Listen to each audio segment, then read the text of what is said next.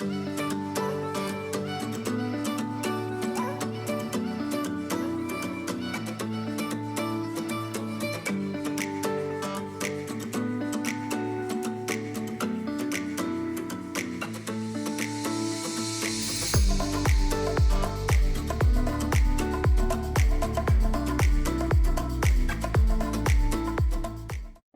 morning everyone, so I'm looking forward to answering some of your problems and questions today.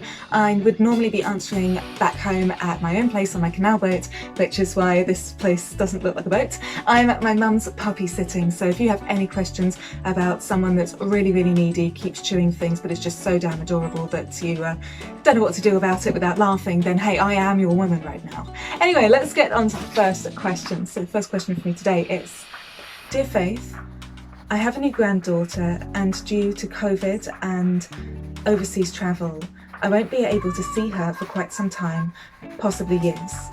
I've resigned myself to that fact, and this sounds so silly, but I don't know what I want my granddaughter to call me.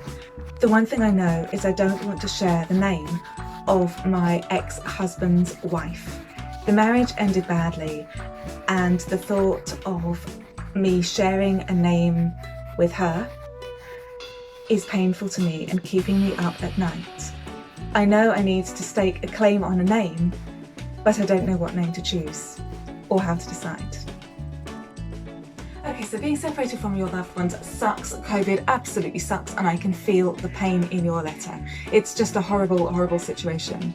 But I think it sounds like what your actual fear is your ex, and especially his wife, having a better relationship with your grandchild than you do. Now, you don't say how close everybody is geographically, but at the end of the day, your relationship with your granddaughter can be cultivated in so many different and special ways. Maybe you have a special interest or a recipe in common. There will always be something that is special and personal for the two of you to share. That transcends any name that you could choose to call yourself. Shakespeare said, a rose by any other name sounds sweet. Well, I think that's pretty good advice for grandparents too.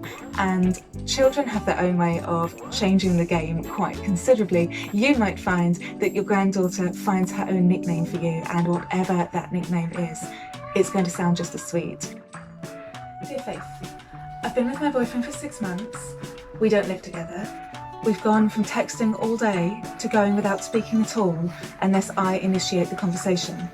The last time he called me first was 2 months ago. He says he's just busy whenever I ask him if something is wrong. How can I save my relationship? Some people, when they're asked, are you okay or what's wrong, will understand that question for what it really is, like the concrete example you've just given me. Why have you not been the first to text me in 2 months is really the question. Other people who are not as good at communicating won't understand that. They will literally take that as a, are you okay? Yes, fine, everything's fine.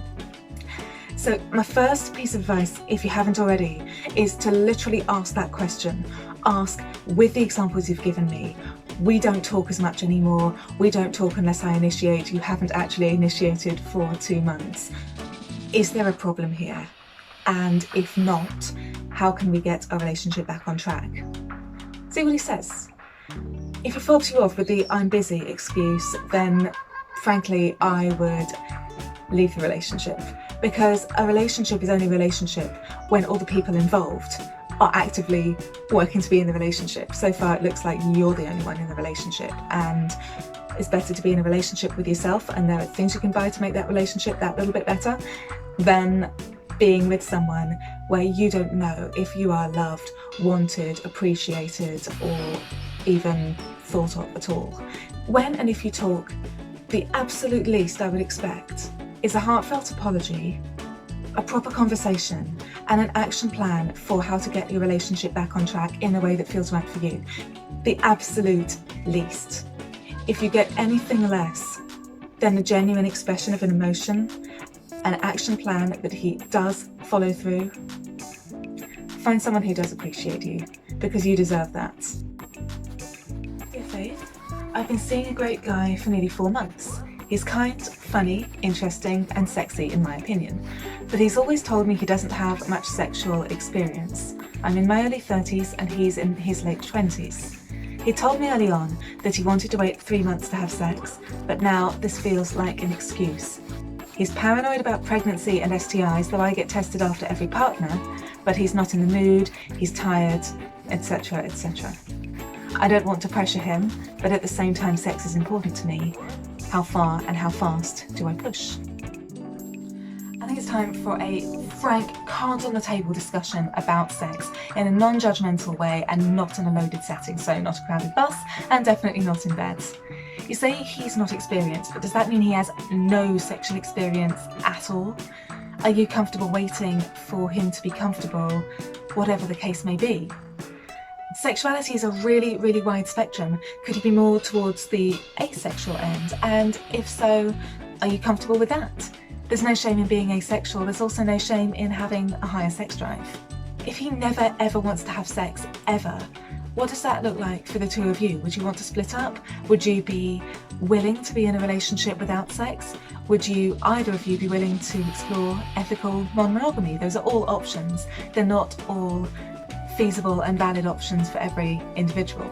There are a lot of different options and reasons and scenarios at play here, and while he doesn't owe you sex, as I'm sure you know, the one thing he does owe anyone if he wants to be in a relationship is communication. And after that, the options are for the two of you to explore.